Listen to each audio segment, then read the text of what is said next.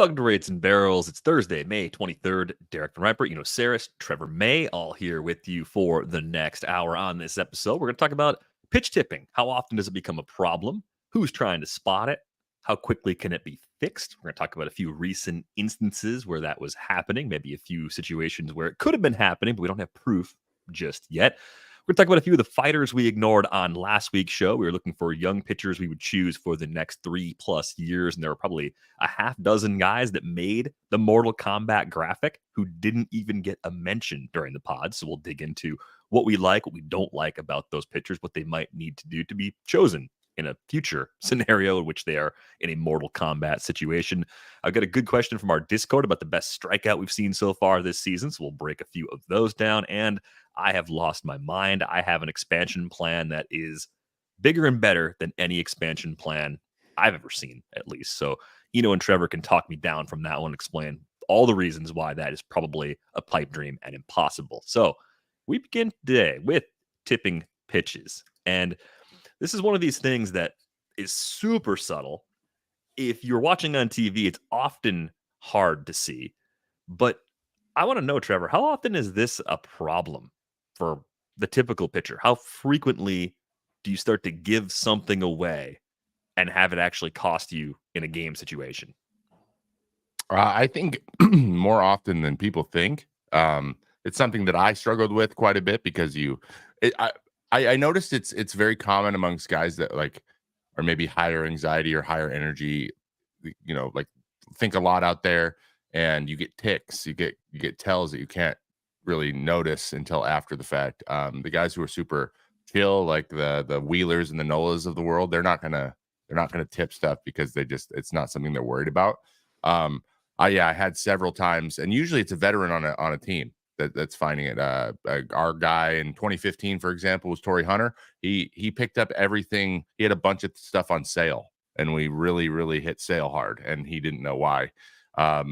Because there was just some effort things he does on certain pitches, and he just had it. And I'm like, I don't know how you guys can commit to this stuff, but Torrey had been around for so long that that was something very popular in the aughts and in the 90s, like finding stuff. So veteran guys were always watching.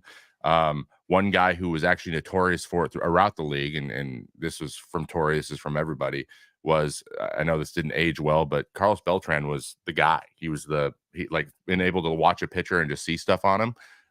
He could sit there on top step and find something that a guy does differently in like 10 pitches. It's just the way that it was a way he got an advantage, he felt like. So like guys would always ask him.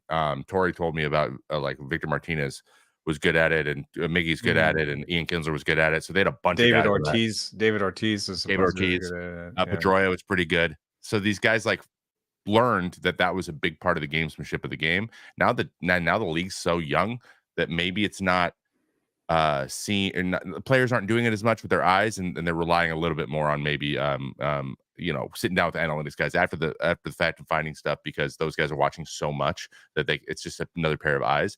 But statistically, there's nothing really that you can find there. So it's interesting. It is like if you can grab a pitch and either eliminate it or only look for it because you can hit it hard, that's a massive advantage. And I had I did a video a couple years ago about Rizzo. I thought Rizzo had something on me as he swung at some pitches that I didn't think he would swing that comfortably at. And then the next day I fixed it, and he looked different on those same pitches.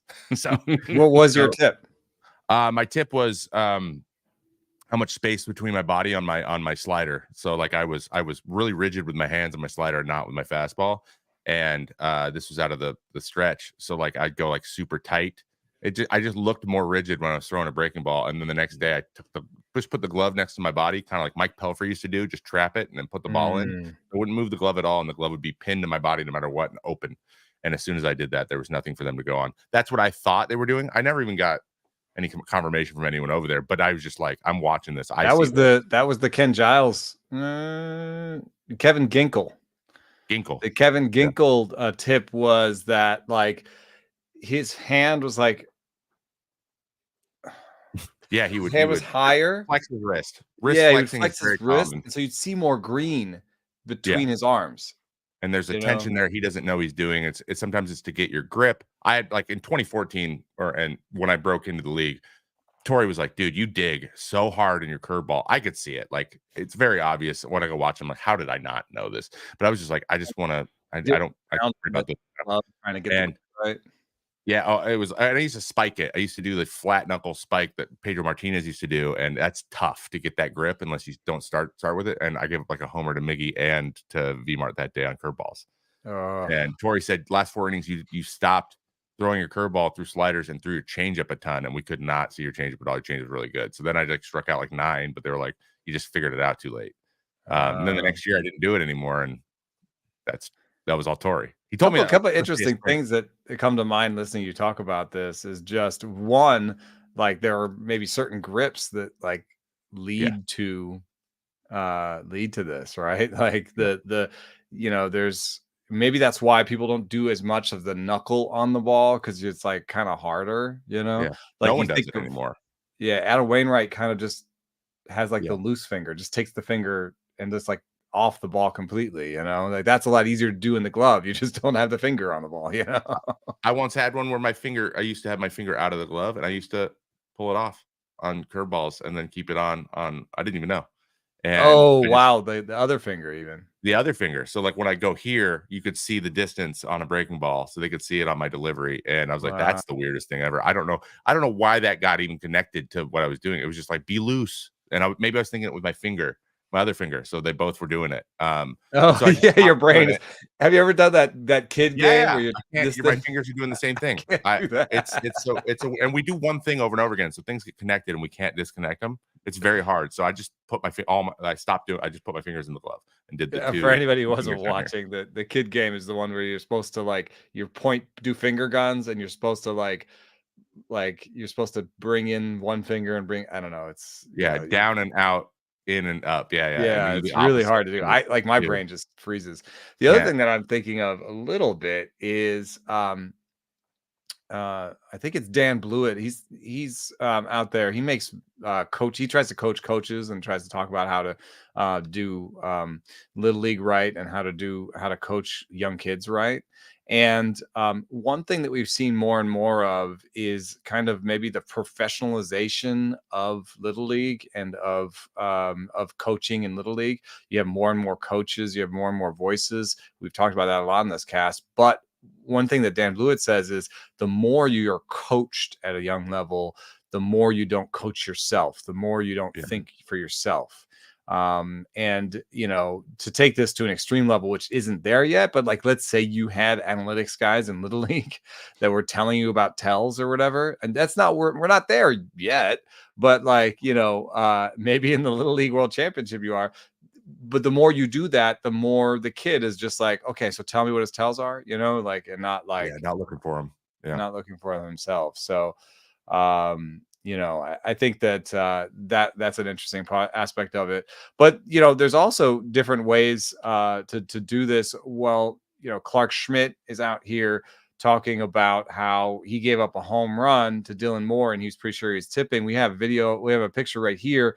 This says the Dylan Moore homer. You can actually see from second base. You can see Clarke Schmidt's hand. Later on in the game, he's put his hand deeper into the glove, so you can't see what he's doing with his grip. And these are similar. I think they're the same pitch type, and they're different parts of the game. He just fixed that within the game. And there's a little part of like his whole over the top of his toes presence on the mound that partially might be to kind of get closer to that glove and keep people from seeing what he's doing in there. This is the traditional type of tipping. This is the one where the second baseman, the guy on second, sees it and relays it to the guy at the plate. And it's totally plausible. I mean, you can see Clarke Schmidt's hand in the picture right before Moore's homer. But then there's new wave stuff where, definitely teams are running your different deliveries for different pitch types through the biomechanical analysis and trying to be but I have heard from some advanced scouts and from some team employees that they kind of went away from that because some of it was hard to point out to a player. It's like his elbow comes through differently on this. It's like, you're saying this, you're using verbal naked eye. It's not something you could see. Like maybe they could maybe you could prime them for it, and maybe they like subconsciously could see it better if you told them to watch his elbow or something. But then they might also just be watching his elbow instead of watching, the ball. Yeah. Like you kind of want to find the release point and deal with it that way.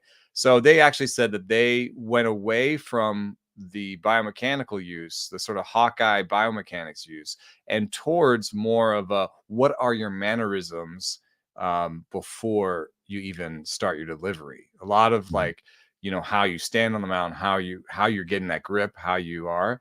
So I tried to watch the Taj Bradley start that we just saw recently, and what was really interesting about it was that Taj Bradley struck out like 8 of the first 9 batters he saw, something ridiculous in the first way through the order, and then he gave up a bunch of homers and hits the second time through the order. And what I saw was the bat speed against Taj Bradley in the first 4 innings was poor.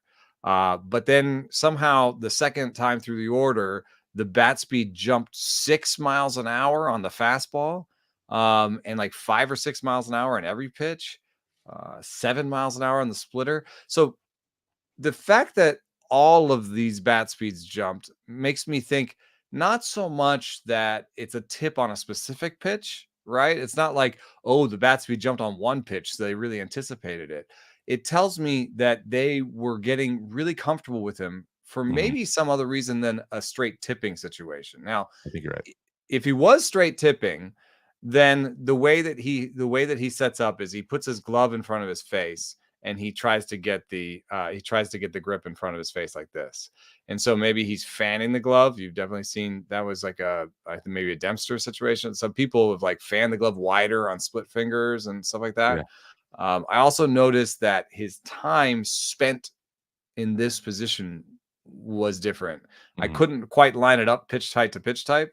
And the last thing I also noticed was that if you look at his usage, the first time through the order, when in the first pitch to righties, it was all 4 seams, 100%.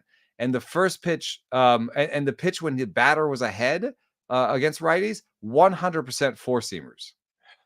So, there's, and then the very last thing is if you look at the heat map, he was kind of middle-ish. He wasn't very much above the zone. And then if it was above the zone, it was in the waist zone. And he did a lot of cutters that were back foot that weren't that near the strike zone. So he kind of was like either waist or middle. And so there's a lot of different ways that he could have been tipping that aren't like, oh, his finger was in a different spot. It was more like, oh, hey, listen, if it's waist, it's either waist or it's middle. So like, just get comfortable and just tell if it's anything other than middle, don't swing. Exactly. If it's middle, let it go. He doesn't have great command either. He leaves a lot middle. He throws a really good 4-seam fastball that rides, but it's just like he doesn't have very good command. I checked how far he's throwing it. They give him that kind of up and away to a lefty tunnel, and he throws into lefties regularly. Like that's where he throws he pulls his fastball a lot. Yeah, he pulls his fastball. The cutter very well. Was not that I was a little surprised actually in the amount of swings in the first time through the order on the cutter that was like not even close to the bottom of the zone. Like the cutter would be like 6 inches out of the bottom of the zone, or 6 inches like sort of diagonally out of the bottom of the zone, and they'd still swing at it. I think they just stopped swinging at that. And maybe they just sort of keyholed him. And they also said, well, listen, anytime he's behind, it's very likely to be a fat 4-seam. And a fat 4-seam that he's throwing down the middle a lot. And he just gets hit really hard. The guys that throw 4-seams that don't command it well at the top of the zone tend to have higher exit velos than average. He throws a cutter. It's not a slider. So cutters are not supposed to be swing and miss pitches. It's low 90s. And his splitter was low 90s. So everything was in the 90s. Yeah. And nothing, and because of where he throws his fastball all the time, he doesn't really tunnel the other 2 pitches very well off of it. When he does, he's good. But so he's one of those guys with great stuff that is not utilizing it well right now. And he that one target thing, he's not hitting that one target very much at all. And the longer the outing goes, the more he leaves that fastball middle. And then I think they 3-run homer. Like that's what hurts him. Okay, so is this a function of the limited command more so than the game planning in this case? I mean, that's a strange thing with Taj Bradley. Yeah, command and he's predictable. Those 2 things combined will be 5 runs after striking out 10. like predictability and how you sequence and where you locate seems like it's in the pitch tipping family in some ways, where it's like, well, if Little they bit. know it's coming, you're going to give up way more damage than you should. The other strange thing about Taj Bradley, he strikes out more lefties than righties. Got a 32.7% K rate against lefties, 24.4% against Cutter, righties. splitter. I mean, split. They're kind of neutral-ish, but cutter is a little bit better against opposite hands, and Yeah. splitter's a little bit better against opposite hands. It's And he cuts his four seam a little bit. It's not yeah. when he pulls it, he gets a little bit of natural looking cut. So everything goes into a lefty, like up and in too. So they tend to have steeper swings. So like it's tough to get on that. So he gets more misses, I think. And then righties, cutters are flat. He doesn't have a slider. So it's like it gets flat and righties flatten their swings a little bit better. And they they hit him harder. It's a higher XVL against righties this year, 94 on average, which is really freaking high. But if I was a pitching coach, I would be running this bat speed thing fairly often against my pitchers to maybe spot tips against me. It's a good idea. Know, and if there's just like a higher bat speed against certain pitches, that would tell me that they were tipping. There's a comfortability there, something to look at. Yeah. This one is like across the board, so it tells me, Yeah. okay, they're too comfortable. How do we make them less comfortable? What do we do in the game plan? But if there was one that sort of leapt up, and the second time through the order, it's like, whoa, they knew. How come the bat speed is high on the curveball second time through the order? It'd be like, well, yeah. They knew especially when it's a pitch that is not what normally happens. Yeah, exactly. Yeah. Normally, you kind of have to wait to see what that is, Yeah. So that means that they knew what it was before you even threw it. Yeah, I do think a big part of the problem is something Trevor was pointing out with the velo being so similar on the pitches he's using most of the time, right? If 88% of the time he's throwing something that averages 91 or higher, you're not confusing the hitter, at least by speed. So what is the adjustment in addition to improving the command? What's the other wrinkle that you would try in the pitch mix for Taj Bradley? Do you throw the curveball more often? Any swings on the curveball. I think if he could land the curveball, none of them were anywhere near the strike zone. I know, if he could land the curveball in the zone, that would be a big deal for him. He just needs to flip him over. He needs to Taiwan Walker, Max Scherzer just boop, like first pitch. He needs to be able to just get it in the box, and that'll literally open it up. Guys, but I have to know that exists now because it's really juicy and I want to hit it. And now, as soon as they I want to hit that big slow curveball. Now all of a sudden the fastball up and in, like his range of velos just increased by 15 miles an hour. Now they have to think about that, and that could be the difference. Yeah, curious to see if he can make that adjustment on the fly this season. It's tough because they have so much competition for rotation spots once they get healthy, with Boz making his way through a rehab assignment, Springs coming back later this year. Maybe we're talking about Bradley in more of a long relief role temporarily if they have a healthy five they like better. Closer, because then it would just be, really middle and just 100, all gas, no brakes, right? It would definitely work in that role. But yeah, Bradley was among the ignored fighters from last week, and I think that was a pretty good outline for why that was the case. Let's talk about Tanner Bibee for a bit. I think Eno's been a little lower on Bibee than I have been over the last year or so, but it's pretty good slider and changeup. Fastball's been just getting hammered this year. It's down about a half tick from where it was last season. What have your reservations been with Bibee to this point? It's just not a good fastball. As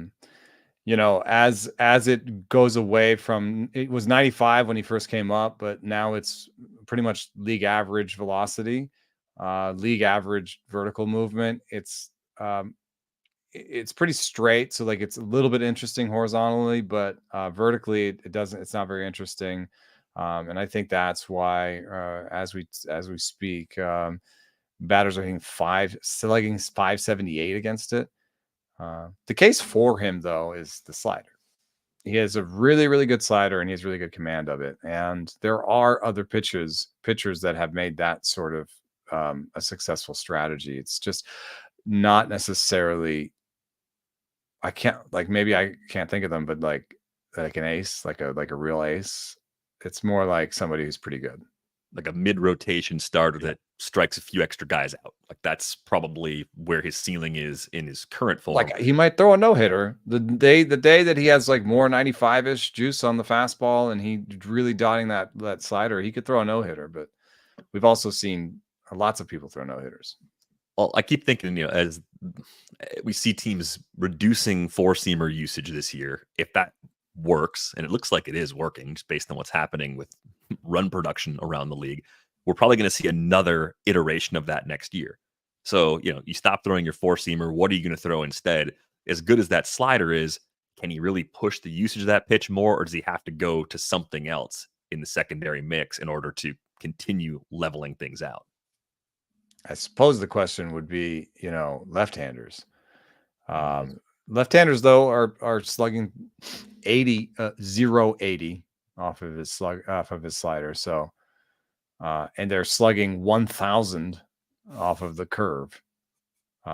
So, but it does become a question of variance. Like, how much can you if you start pushing the slider, like how more predictable do you get? They can start to anticipate the slider, right? Yeah, there's a certain threshold I feel like with a lot of pitches, like it's good because you use it this much and you locate it really well. But if you use it more, you get diminishing returns eventually, or you take an amazing pitch and you just make it a very good one, and things start to break down a little bit. That ever happened with your changeup that you use it too much? Me? Yeah. No. It was maybe the fastball was the only thing that ever happened. When I get in the 60+%. I get hurt a little more often, but it is weird how you balance it because you become aware of like what's performing the best too, and then you lean towards the thing that's performing the best till it starts to even out a little bit. So like if he throws a bunch of sliders though, for example, it goes to 50% for a month and guys start adjusting to that, then the fastball suddenly gets a little bit better because 95 is not slow. Like that's, it's still something that he can get by guys if they're just everyone's sitting slider and then until they adjust. It's just when you're able to do that and how quickly you do it. Like that's how things change. So, but if you don't have a fastball that like, you can get a random 3-1 miss on or like a pop up, it's just squared. Because he's commanding it pretty well too. It's not like he's like throwing it down the middle a lot. He's staying on the top of the top rail, closer to the edges most of the time. So for it to have a -11 run value in May, like that's real bad. But the other two, the changeup's doing well too. He's getting good quality. He's throwing good quality changeup, even though he doesn't use it very much. It is performing fairly well, but the slider is carrying him. So I don't know how good a starter can be without an average passable fastball. And I mean, it is league average on a lot of metrics, but like it's just not it's just performing so bad that you can't be like, this is an outlier. There's something happening here. So I mean, we'll see, but it really hasn't performed well ever since like even last year, the forcing fastball wasn't a very good pitch. It was getting hit pretty hard. It was the hardest hit pitch he threw. So it's not like this is an aberration. It looks like it's something to do with what people see and how like it just must be what they're expecting. Do you think it's a fair use? I'm just looking at the 48.5% hard hit rate by StatCast last year on the four-seamer. It was +10 for run value, but I think the first number, the hard hit rate on that pitch probably would have been a pretty good warning if you didn't see it in a model, if you didn't hear Eno talk about it during draft season. You're yielding that much hard contact on your fastball, you're getting lucky in terms of that run value by any reasonable measure, right? If you have that high, you need whiff.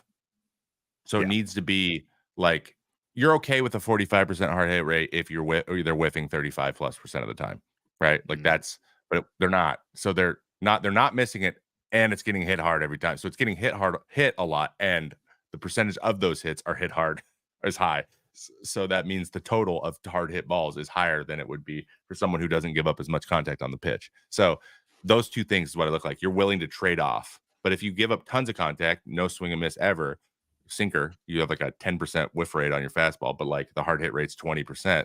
That's exactly what you want because that's what that pitch is for. So you need swing and miss in your four seam if you're going to throw it because it's going to get hit harder on average, the hardest probably than any other pitch, no matter how good it is. It's just the nature of the pitch. A couple of other guys, that are in his range in Stuff Plus in the four seam, I think might be instructive here for a second. One is Dean Kramer. Another is Joe Ryan. And I know this guy's a lefty, but I want to throw him in here, Nestor Cortes. And the thing that is true about all three of these guys that is not yet true about Tanner Bibee is that they have increased the size of their arsenal and they have become like more comfortable throwing something other than their best two pitches in their head. I'm sure that Tanner Bibee came up being like, fastball side, those are my best pitches. What he needs to do is just embrace the curve, even though they're batting like lefties are slugging 1,000 off the curve. Like you gotta, sometimes the process is you either got to improve the curve or you just got to like keep throwing it anyway, because it's going to keep them off your fastball. And so to become more of a sort of 25 guy, I think, I know he's nothing like Nestor Cortes, but also like sort of watching Nestor Cortes and soaking in the weirdness factor, the sort of like what he's doing to set you off. Like he just needs to be a little bit, put some wrinkles in there, put some weirdness in there. And I don't actually think of being like a 50-50 fastball slider guy is his, I think I want him to be 25. Like I want him to try and, be as unpredictable as possible so that they can't really key on that fastball. I think that would be the way forward for him. I mean, it's not impossible. I mean, Joe Ryan's having an ace-like season, and scores about the same in stuff plus on the fastball. So, I think there are going to be some good seasons for Tanner Bibee. It's just like, if I'm going to bet on someone for the next 3 years, I want him to be great all 3 years. And so that's why I usually start with fastball quality. Yeah, completely fair. The best simple case for him too. Best location plus of the half dozen or so pitchers that we're going to talk about in this segment. Let's talk about Kyle Harrison for a moment. A request from producer Brian. Even if he didn't formally make the request, I know he wants us to talk about Kyle Harrison.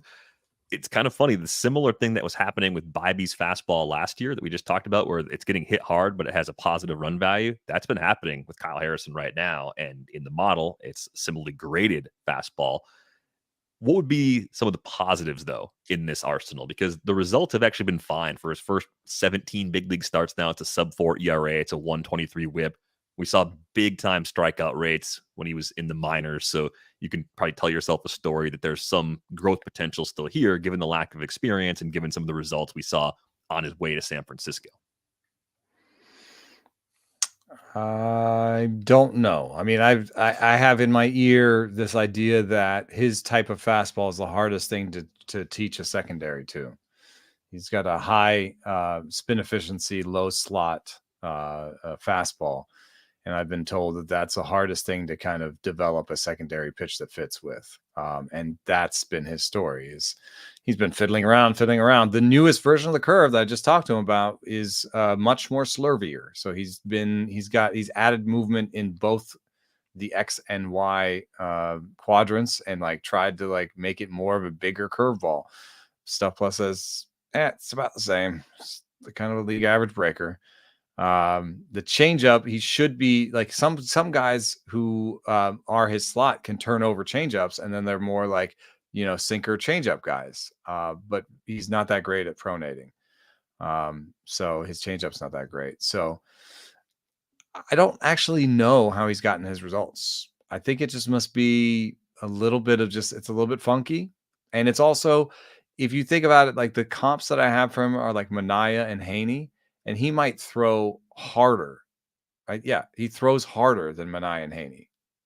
Although Manaea's added some juice and Haney throws okay, but that's my comps for him is Sean Manaea and Andrew Haney. I think a lot of it so far is also the home park, right? 13 homers he's allowed so far in his big league career. 10 have been on the road, only 3 at home. ERA is more than a half run lower in San Francisco too, so that gives him some added buffer. But what do you make of Harrison, Trevor? Do you see a bright future despite kind of like more like mid-rotation looking stuff up to this point? I mean, yeah, let's be clear. There's nothing wrong with being a mid-rotation. This is success. Yes, I would have taken that. He's a lefty. He's got some promise on a couple things, but like searching for a breaking ball is not a good place you want to be in the big leagues, and especially with a four seam that like you said, low slot kind of functions more of a two seam, doesn't have any ride at all, and runs a lot. It's a little funky and it kind of makes commanding it hard, but he does command his fastball best. You go look at his heat maps. That is major reason why he goes anytime he's in trouble, he goes to fastball, which makes him very predictable, but also shows that he doesn't have a lot of confidence in other things. So I think he just needs to get confident in something. Other than his And fastball, it looks like he feels okay about the changeup, but like you said, he doesn't pronate well. And I'm looking at the spin, how this thing spins, and he's trying to pronate a four-seam changeup, but it looks a lot different than his fastball. His fastball, like his changeups wobbles like crazy and it's low spin efficiency, and then his fastball is very high efficiency, and they look very different out of the hand. Right. But he's throwing it a lot. So I mean, if I were there, I'd be like, hey, you want to try seam shifting this thing, because you don't have to pronate anymore. You can just supinate and Like give him a power change, right? Like give him a power change. And it looks like he's trying to do too much with it, and he doesn't need to do that much to make it look like his fastball. So that's just what I see from off of these spin profiles right next to each other. It's interesting because they're different. You don't want that. So but I mean, you can't refute the fastball success. He is in a park where he can get away with some of the stuff that he lines up well there. So there's no reason to think he can't continue to have the success with these things, because it doesn't look like he's super, like he's predictable on the fastball usage. He can mix that up, but it might be the same situation where he needs to like keep throwing the breaking balls just so he can get to his fastball and be okay. Like really focus on not how it's moving so much as where he's throwing it and how he's commanding. Because if he can command a breaking ball, even if it's not that great, it'll make his fastball that are already doing well even better. And I would focus on that for him, because that looks like the easiest path forward, at least to become a higher, value kind of starting pitcher. Yeah, I think there was an expectation, was a prospect that he might be a frontline guy, and you guys are absolutely right. Being a mid-rotation starter is a successful outcome. You've done well. You've done well in the field if that's where you go for a ceiling. But it does sound more like macro adjustments that would be made in the offseason rather than things he's going to tweak along the way this season to really unlock everything. Let's talk about Hunter Greene for a bit, because I think of the names that didn't get a mention last week, he's the most electric, and he's pitching well this season. Over a strikeout per inning, got the ERA in the low threes, keeping the ball in the park, and the hard hit rate is down early on through 10 starts. 31.1% hard hit rate, by far the best we've seen from Hunter Greene so far. The K's are down a little bit, but I think you'll make these trades, right? This is a better version of Hunter Greene than we've really ever seen in Cincinnati, and injuries have been a little bit of the story up to this point in his career. But what do you think, Trevor? Is this the full-on breakout we've been waiting for Hunter Greene? Yeah, I mean, he's in top percentile in all kinds of good categories. Expected ERA, expected batting average, fastball velo, in average exit velo, barrel and hard hit are top 15% in the league. So these are things that, like, hard hit percent too. That's been something he struggled with, because again, he's a four-seam guy, goes really hard. One thing that's interesting, because he has a very, very, very good riding fastball. He's a big guy. He has a below average extension and a high release point. So when you throw ride that way, and the lower guys with the lower release, usually the ride functions even better, because you give it even more of that weird angle. He's not getting that. And then where he locates his fastball, he still throws it in the middle of the zone way too much, like mid thigh. He doesn't hit the top of the zone accurately at all. And he never has. And I think that's the difference between him having like a 2 and him being a 3.5, because he's going to give up those 3-run homers when he cannot get the fastball up at 99. It doesn't really matter how hard you throw at that point. There's just a whole lot of red right middle with on these heat maps, and that's just too much. You're throwing too much there. But his slider it's a good slider, and he commands it well. He might have the best command of his slider, but the problem is it's just he gets out of his tunnels a little bit, and it's just like each pitch needs to have great stuff in a vacuum on its own at times, and that's what hurt him in the past. And he's a four-seam guy, so when he's not good, when he's not feeling good about his command, it means that the barrel is going to find the ball a little bit more often because of the nature of his arsenal. He doesn't throw a sinker that can get mishit even if he's not throwing it where he wants to, like Chris Bassett, right? He can just yank stuff and it'll still get like saw guys off. He's just not one of those guys. So if he just commanded the top of that zone, Taj Bradley, he's a better version of Taj. Like, they have great stuff. They both have really good stuff. Taj is just probably missing the breaking ball, and Hunter needs to continue to get better with that four-seam fastball command. Something that Skeen seems to have a little bit better than Hunter had when he first came up. Like, that's kind of the difference between those two guys, because I feel like that's a good comp between two dudes who were Hunter Greene was taken first overall, wasn't he, or second? Close. Yeah, I think it was second. So yeah, that's what I'm seeing. But like, there's something about him. I watch him pitch. I'm like, you're like one little adjustment away here on how you approach guys. And sometimes I think he gets a little bit fastball happy and leaves it in the middle of the plate. And that's where that 3-run homer comes. But so far this year, it's been better. He's gotten better every year. So you got to give him that. Yeah, I wonder, I think he's kind of a fascinating, what occurs to me is like, he's command teachable. Like, can you improve command over time, or is there just an innate level of command and we're just gonna be frustrated about Hunter Greene his whole career? There is when you look at this line this year, the big deal is that he's kind of halved his home run rate. But if like in the suite of statistics, like home run rate is perhaps the noisiest. So you would kind of hew closer to his past home run rates and say, well, not that much has actually changed. But it does provide a lot of hope because you can see how good he can be if he can just have a regular home run rate. I like that he's throwing the splitter and the curve, but the real problem is just the command of the fastball, the command of everything. I tried to go look back at other really big home runs seasons from starters under 25 with at least 100 innings since 2000. And I just sort of like going through with my eyes and being like, is he like this guy? Well, Taj Bradley is on the list. His last year is on the list. But we don't know how that one ends. So I'm trying to look at some other guys. Mackenzie Gore is on the list, and he's doing better this year, but it's hard to say that he's on the other side. Tyler Mahle is on this list a couple times, and it took a splitter for him, but he's not on this list because of bad command. So it's not a good combo. It's not a good comp. I think there is a really good comp on here, actually, though. And we might be seeing the other side for this guy, and that's Nick Pivetta. And the problem is that I think what helped Nick Pivetta get out of this was like the power slider, because Nick Pivetta was kind of more of a fastball curveball guy that when he added the slider just gave him a pitch that he could throw in the zone that wasn't his fastball. That's, I think, what Hunter needs, because I'm not sure that he can improve his command. So can he throw a cutter without affecting his fastball shape? Because the curve and the splitter are not pitches he can throw in the zone for strike. He's got to find one. You just like, I always lean to curveball because like the margin for error on the curveball, especially when you're using it early in counts, like is just, you don't have to be super fine with it. And so usually that's the one you can work on, flipping over, and it's okay to do that. There's a lot of guys who, even if they know it's the curveball, can't really lift it that well, Yeah, like, they don't like, and they don't want to. Like, they're like, Yeah. when you have a four seam that gets hit as hard as his, right? And that's what you want to hit. You want to hit the fastball anyways. So Right. like, you can like throw a curveball over. The problem is same thing with Bradley. They're trying to throw it, and it's just they're bouncing it because it's not. I don't think they're hard throwing guys. There's probably a mindset thing like, I'm not comfortable flipping something over.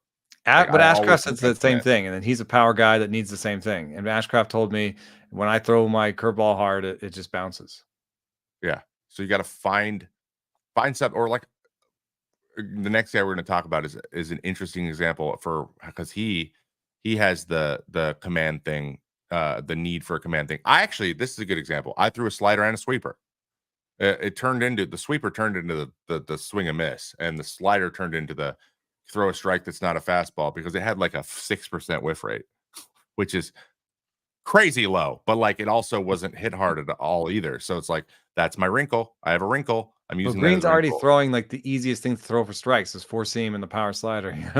Yeah. But like, then you're effectively a reliever, and everything's hard again. And as a starter, that's the difference between like throwing an extra inning every single time. I just feel like that a lot of guys are looking for that pitch. Strider was doing it too. Like, guys who throw really hard.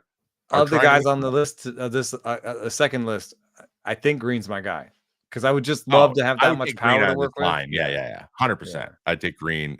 He's the most projectable. He's like, again, like I said, he's got the potential to be that sub 2 ERA for half the year, like true A, starting the All-Star game type guy. Yeah, he is that. He's the only guy on this list, probably. Let's get one more. Let's get Christian Scott in here. I mean, can he still tweak and improve his fastball enough to make it an above average offering? The model doesn't like it. It throws a 90 out there. It's the lowest of anybody we've talked about as part of the show today. I like Christian Scott. I think there's a great starter kit here, but is he also going to land in this sort of mid rotation guy with K's ceiling instead of something better than that? His command on his breaking balls is just not very good, or hasn't been in the big leagues yet. So like, it's funny. The only thing he's throwing consistently for strikes is fastball. I think that's what's happening. I think that's what we've seen in 3 starts.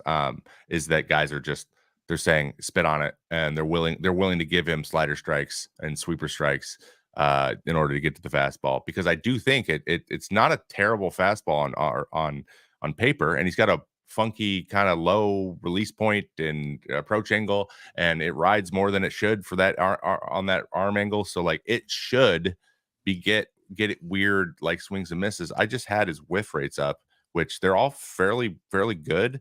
See if I can find them again real quick. Yeah, on his fastball, he's got a 32% whiff rate, and a 27 on his slider, 30 on his sweeper, and 23 on his split finger. Like, plus 20% on everything. They're almost 30% on everything.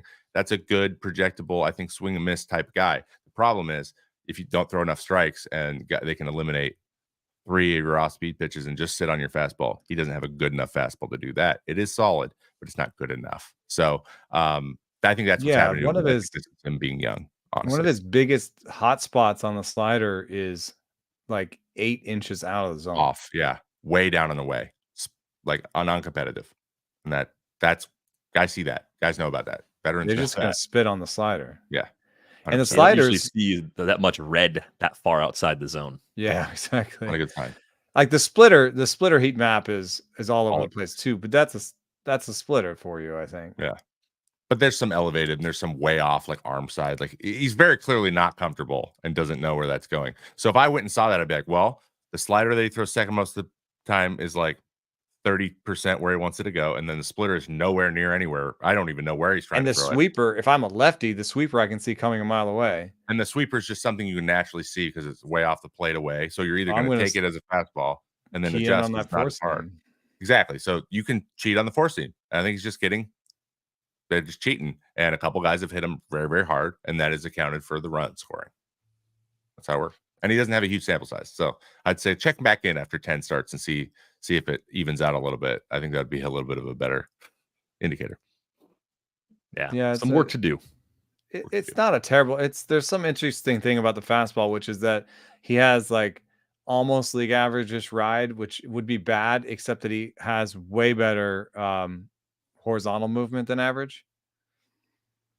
Yeah. So it has some potential as a bit of a two plane four seam. And the sweeper, I think, is a good pitch.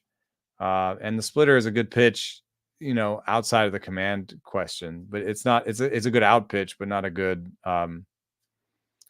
pitch he can throw for strikes. So again, we're asking which pitches can you throw for strikes? If he can just improve that slider heat map at all, then he has 2 pitches he can throw for strikes, and the sweeper and split finger become out pitches. Yeah, that he doesn't. He just needs the slider to be not more competitive more often. I think we see his fastball quality change a lot if the slider just becomes more of a pitch they have to pay attention to as a in the zone pitch. So we all like Hunter Greene out of this group. Who'd be the second choice for each of you coming out of this group? Same kind of question as last week. Got to him. It would have been Garrett Crochet. It would have been probably, but I'd say Scott's probably second for me. Okay. Yeah, I kind of agree. And the thing about Scott is watching him. I felt, I did make this joke about feel plus. Like I think he had more feel than command. So I feel like since we're trying to suss his command out and, so short into his career, like we may see that it's okay command. It's like, it's pretty decent. Yeah. That's what I thought going forward. I might be tempted to still take the chance on Taj Bradley. There's just a good starter kit there with that velocity. If you could find something else to add with it, then it could change a lot for him. But yeah, I think Christian Scott makes plenty of sense here as a number 2 choice as well. Oh, that didn't just happen. Joey Bart grand slam against his old team. That's pretty fun. Tough. Welcome back to town, Joey Bart. I love this fueled by rage moments. Hey, revenge games are real. We talked about those a few weeks ago. I think he probably had this series circled for a little while as soon as he landed in Pittsburgh. I had a great question from our Discord that came in earlier this week. This one came from Anye. What has been your favorite strikeout that you have seen this year? Trevor, we'll play yours first. Okay. If you're watching on YouTube, this is Andres Munoz going up against Aaron Judge. Just pure filth. just destroying him there. So 101 on our sinker on the black to finish. What did you love about that strikeout? The tunnel. Okay, so the first slider swung and missed that perfect. And Judge knows that's where people are going.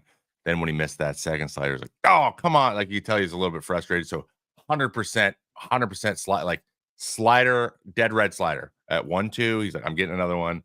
Like, make sure we don't swing at it if it bounces, and just got 101 painted, which Munoz was probably like, I'm just trying to go for the box. I got the edge there. But it was painted. I mean, literally like an inch of the ball or whatever was over the edge. Like, it was just perfect. And it's probably the hardest pitch he threw all year too. So it's like, I mean, tip your cap. And also I knew Eno was going to come in with some Mason Miller, so I didn't go with Mason. So we can see that next. Yeah. So my favorite one I've seen so far is Mason Miller against Juan Soto. The first one that came to mind was the first time they were up against each other. It was the Monday matinee, but later in the series, I think this was the Thursday night game, last game of the series, he sees him again. Mason Miller drops in a slider, which Soto wouldn't have been looking for. And then he comes back with 2 fastballs, 101 up and in, and then 102 up above the zone with some arm side run. And Soto's reaction puts it over the top. It's a 3-pitch strikeout, which Juan Soto striking out on 3 pitches has to be extremely rare. But the Mason Miller's thrown as many nasty pitches as any reliever in the league. The last fastball he threw to Soto in that sequence might have been the nastiest fastball he's thrown out of a group of extremely nasty pitches. Just it's absurd. Not even on the black. It's actually like an inch or 2 above, but that's perfect. Yeah. Yeah. It almost seemed like going into the plate appearance, because he'd seen him earlier in the series, it almost looked like Juan Soto was like, I want his fastball. I want to hit his fastball and send a message and say, hey, man, your fastball might be great, but I'm still going to hit it. That's exactly what I was thinking. You got it right. You watch him swing at the first one, and he like, it was one of his shuttle, like, when he'd be like, okay. Yeah. But he like looked at him like slow, like pause, like, I can get your fastball. You don't throw too hard for me. I'm Juan Soto. And then he threw him just another one, and he's like, just blown away. And when Juan like has something in his head, just notice this. You can go look it up. This is real. I have a theory, and I think it's real. When he has something that he's convicted on, he's like, I'm not getting beat on that pitch, or like if he gets completely fooled, like something that he wasn't thinking about, he does like he's gonna slam the bat on the ground. He'll like slam the bat. He'll do that. That's how he did it once to me, because I threw him an accidental backdoor slider that he had to emergency swing at because it was going to be in the zone, and he swung and missed, and he was like, that is not what I was expecting. I'm like, why would you try to throw it there either? So we did it. But like that right there was, he was challenging a guy, and the guy just met him head first, and he got just out skilled. Body language is really interesting, because you mentioned this in the production meeting about Taj Bradley and Rafael Devers. Yeah. And in the first at bat, I watched it. Taj Bradley throws 96 up and away to Rafael Devers, and it's not the slamming bat thing, but it's this like, begrudging like kind of laugh, like, yeah. Man. Try that again. Group. Yeah. Try that again. Them effort, you know? Group. They're wildly confident in their Taj Bradley threw it again, and Devers took him deep to go for 6 homers in a row. So, the reading body language is fascinating to me. Yeah, I'm still not great at it. To compete the trifecta here, just to set up mine. In all of our cases, we have basically pitching backwards. I think basically the 3 strikeouts that we've taken really describe the state of modern pitching. So here's Paul Skeens against Cody Bellinger, splitter below the zone, 96, inside front door 100 miles an hour, and then 2 or 3 Emergency. inches off the outside corner 100. Like all 3 of our guys would have been burned at the stake for pitching like this, in the 30s or 40s or whatever. I mean, it's just like they're going against conventional wisdom. Like your Paul Skeens, they're all sitting 100. It's 0-0, and you throw the 96 mile an hour splitter, and it's close enough to the zone that he actually, takes a bite at it. And all 3 of our guys got finished off with fastballs that were triple digits. So it's still, yes, people say like 100 happens all the time, or there's more and more hundreds. It's like, it's still pretty amazing when you see it. And I think what makes it even more amazing, and I don't want to speak for y'all, but something that sticks out for me is that like 100, when it's sprayed and it's like a foot above the zone, is kind of like, okay, you like really muscled that one, and like, congratulations, you hit 100. 100 on the black, that like, especially mine from a starting pitcher, but like, that doesn't, like, that means that they can do that. That means they can do it regularly enough that they can place it too. So we're into this new era of not just 100 wherever, Henry Rodriguez style, now it's 100 on the black. And that's when you're like, oh man, what can hitters do about that? Nothing. And I think we were all nobody was a bad hitter in that group, right? We're talking about Soto, Judge, and Bellinger, right? You can make the below average hitters in the league look really silly, but when you make some of the best hitters in the league look silly and you overmatch them, that just really jumps out when you're watching a game. Got one more topic for today. We'll take some questions from the live hive too. I know it's a Thursday instead of a Friday, so maybe the turnout's a little light, but we're happy to answer some questions. I have a case for massive expansion in Major League Baseball because I want one thing. I want consequences.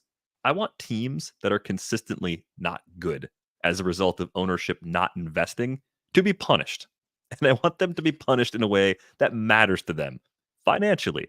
Now, to get what I want, I have to have a plan that actually gives them what they want. They want money, right? Owners want money. Why wouldn't they? So my plan is to say, we're not adding 2 teams to Major League Baseball. We're going to try to add 10 teams to Major League Baseball. We're going to 40, right? Because if you want to have promotion and relegation, you need to divide the league in half. Much more fun to cut 40 teams in half than to say, let's add 4 and then send 14 teams to the new league and have 20 in the big. No. I want 40 teams. That's the way it works. Every place that we've talked about for expansion or moving a team back to, like Montreal, Salt Lake City, Vegas, Nashville. Let's give all these places teams, right? Build a stadium, get a team. Let's do this. Let's create more jobs for players. We got so many. We've talked about the relievers. Every team having a bunch of dudes that throw 99. Spread that around a little bit. We got some talent. Let's get some guys that are in their late 20s, early 30s who might be getting pushed out of major league jobs. Give them new major league jobs. Give them more opportunities here. And let's see what happens. And the reason why I think it would work, even though it will never happen, is because the expansion fees are huge, right? If the expansion fee for a new team is $2.5 billion or $3 billion, and maybe it goes down because there's too many. You're doing 10. You're adding 10. Let's say it's $2 billion. 2 times 10, $20 billion. 30 current owners and ownership groups pretty happy to get that big windfall in their pockets right now, especially with TV deals being what they are. I feel like you also set up an off ramp because the current group of owners and ownership groups didn't sign up for promotion and relegation, but you put something out there. You said, hey, you want to stick around? You want to keep this going? This is what it's going to be like from now on. And what you create is, I think, a lot of interesting possibilities from a competitive perspective where you could have at the end of the season a tournament. Eno called this the stay-in tournament during our production meeting, where the teams that would be facing relegation actually have a playoff to see who stays up and who gets sent down to the lower league. So you've expanded the playoffs without actually expanding the field of teams competing for the World Series in that year, which I think they want, right? Expanded playoffs without watering things down. That's a good thing. You got playoffs for the teams trying to come up. That's pretty exciting too. What do you think? Am I completely out of my mind? I realize the chances of this happening are like 0.001%, but have I satisfied enough of the requirements to entice some of the, very greedy owners out there? You'd have to have hard numbers, that's for sure. They would need to be like, this is what the check's going to look like, and can I have it right now? Type of situation. That's how they operate. I think it's really interesting. By the way, I think next time we do a presentation like this, we need to make our heads a little small, and then we need a PowerPoint. You need a Yeah. PowerPoint. Yeah, a PowerPoint would have been Through it. good. Just, a couple slides, keep it simple, and then open Also up some the fake questions. team names. That's always gonna make people really Yeah. excited. Fake logos, Oh, maybe, that if was you really wanna get terrible. fun. It could never be the Nashville blah blah blahs. Yeah. Yeah, absolutely. Also, the stay-in tournament presented by DoorDash. That was thrown out as the second half of that. Yeah, I think it could, that's so interesting to me, because I think what would perk ears, the big things would be expanded playoffs. Like, you can just create a bunch of other stakes that aren't just the World Series. Like basketball's doing the mid-season tournament. This would 100%. be like, we have other tournaments. You could end the B series season earlier. Yeah. So that like you have some September playoffs in case that September, the other ones aren't as exciting. You can watch some September playoffs for who might come up out of the second series. Yeah, like they lock in, or by a certain date, you got to know who I don't know. Like, there's ways you could do that cleverly. The relegation thing is interesting, as long as there are like guarantees in place for like you said, like revenue sharing changes a little bit to where like you'll obviously make less money, so you're incentivized to win. But it's not like gonna break your will to have a team anymore, which and then there's like markets that are opening up, and all kinds of stuff happening where that's what people love about soccer, is like all the teams can just play other teams. Like, you could play a team from the lower level as exhibition games before spring training or whatever. Like, there's all this stuff where you can see these things happen, and more jobs, not just for the players, but for all kinds of people that work in these towns. Professional sports have a different type of, we don't have anything like this. But basketball is trying stuff. It has been, people like it, but basketball's always had 16 teams make the playoffs. Like, they've always had 8 teams for both. That's not too always, much. but like, this is a way to expand playoffs without watering down the actual playoffs. Like, exactly. I really I'm a basketball fan, Yeah. and I hate the first round of playoffs. Like, Yeah. I'm just like, Also, what the are we playoffs are so doing long. here? There are bad teams. Some of these teams are bad. Like, they're not good. Why are we watching them in the playoffs? So Yeah. I like the plan. I think that's, if you, I think the number like 20 billion is close, because 20 billion, like you're almost giving them, like, if you could give each one $1 billion, like give each owner $1 billion, like, yeah, they're in. Like, I that's feel like they're in just like a free billion. I know John's like, wait, who? Why am I gonna name any players? And I get $1 billion? You would definitely get all the small market teams to take the $1 billion, right? There might be some like ultra rich owners that are like, no, this is gonna water it down, blah blah blah, whatever. You but don't think like, Colorado be like, huh? What'd you say? $1 billion? $1 yeah, billion? exactly. I think every single owner and ownership group would be like, $1 billion? Yeah, let's do it. Let's try. And I think 500 million, you'd probably get some extra people. And in fact, we're getting a note from producer Brian that Fisher might stay in Oakland with that extra money. It's that kind of money. Or you let him leave, and there's an Oakland team. Yeah. Right. New Oakland team. He can take his golden parachute, which he doesn't even need, and just Yeah. go away, because there's a structure in place to off ramp the people that don't want to be a part of this. Yeah. And I mean, the one thing that would suck for Manfred is he wouldn't have as much leverage of like, oh, this team's going to leave, because all the possible expansion teams would be taken up. But I love, like, what I love is, like, I only follow like soccer tangentially, but I love like waking up on a Sunday and seeing a tweet from somebody I like that's like, oh, Luton Town is doing something again. You're like, Luton Town? Like, really? So like, I love this idea that like, a team could catch lightning with some of their prospects or do something really interesting with gameplay. Yeah. Wouldn't it foster like innovation in the game? Because then you would have this whole group of like secondary teams that are like, hey man, we're in Series B.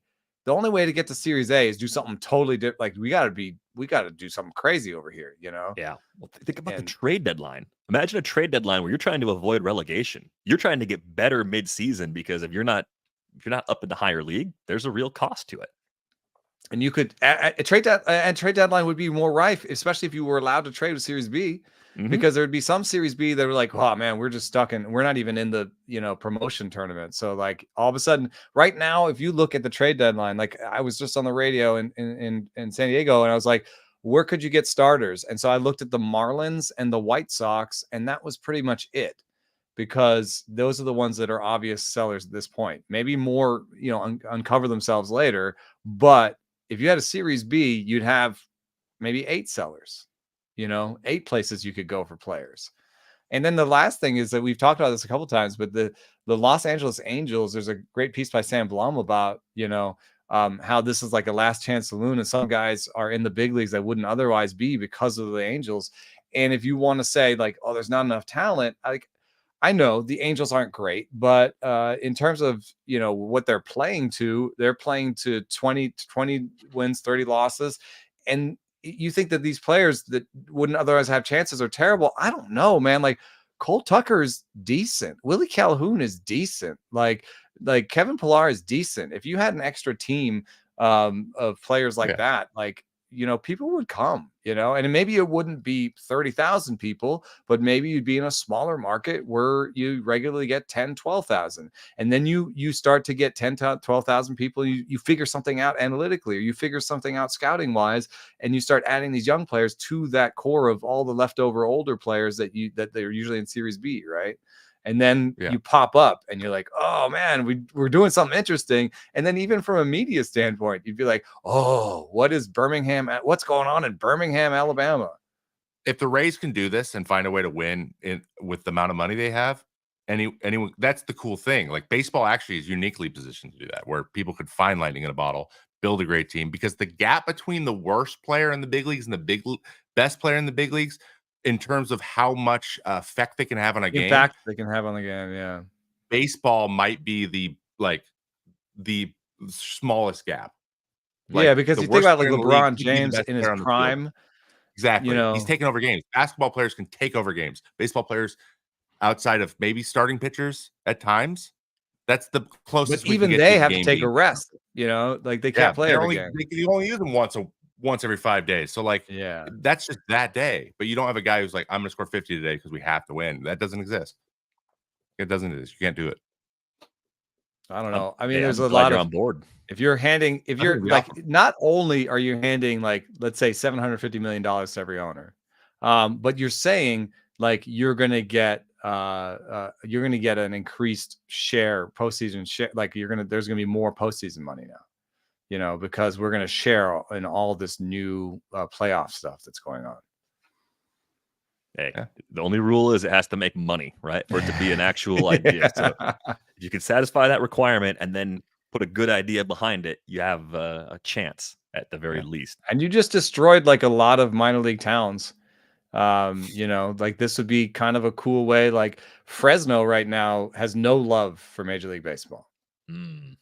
Fresno was a great minor league town and is an indie ball league. Like, put Fresno on your list. Fresno is the type of city that could obviously have some people come to watch baseball and like be in Series B and maybe even pop someday and jump up for a while. I mean, Fresno or Luton Town, you know what I mean? It's so funny to think about the 10 current teams that would be most likely to go down. And then of that group, which ones would be most likely to be stuck in the lower league for the longest period of time? Come back. Yeah. Because you could see, Colorado, because it's so tough, like you could just see Colorado getting stuck in the lower league forever. It's at least a possibility. But they might vote against it. Like that. Although you'd be giving them $750 million to think about. Right. They'd be voting against $750 million. I don't think they're going to vote against that. They care that much, frankly. Like the way they make decisions, they're kind of just good. So like, as long as that continue to make money, I still think they'd just be like, all right, I do. So. Like $750 million plus an extra, 10, 20 million in playoff revenue or something. Yeah. Hey, all right. We did it. Nice. Let's make it happen. I like it too, because I think it would put pressure on teams to it would be way harder to assemble a bullpen of power throwing arms. Just be like, the Giants bring up Randy Rodriguez throwing 100 miles an hour. Like that would happen less often. Because offense would go up for sure, right? Like you'd get a pretty significant bump in run production Although it'd go a little bit back to Well, the maybe it- 70s and 80s where it'd be hard to build a lineup of 9 thumpers. So you could get a little bit more of a like, oh, here's my break. You You guys know, are checking all the boxes right now. I just want you to know that. So like it'd be cool, right? Like, you know, yeah, you know, as a might fix starting the offense pitcher, if you problem. could be like, man, it's 7, 8, 9, they can't hit. So, you know, I'm facing the Dodgers, but if I can just get through the first 6, 7, 8, 9 can't really hit, you know. All right. Let us know what you think. Drop us some comments under this video or on the actual recap that's going up on The Athletic here on Friday. Give us a follow on Twitter. You can find Trevor at I am Trevor May. Find Eno at Eno Saris. Find the pod at Rates and Barrels. Find me at Derek Van Riper. Join the Discord. Have some commentary in there about this too. Maybe I'll start a thread for DVR's ridiculous expansion plan. If you have a question for a future episode, send them through Discord or to our email, ratesandbarrels@gmail.com. Have a great long weekend. We are back with you on Tuesday. Thanks for listening.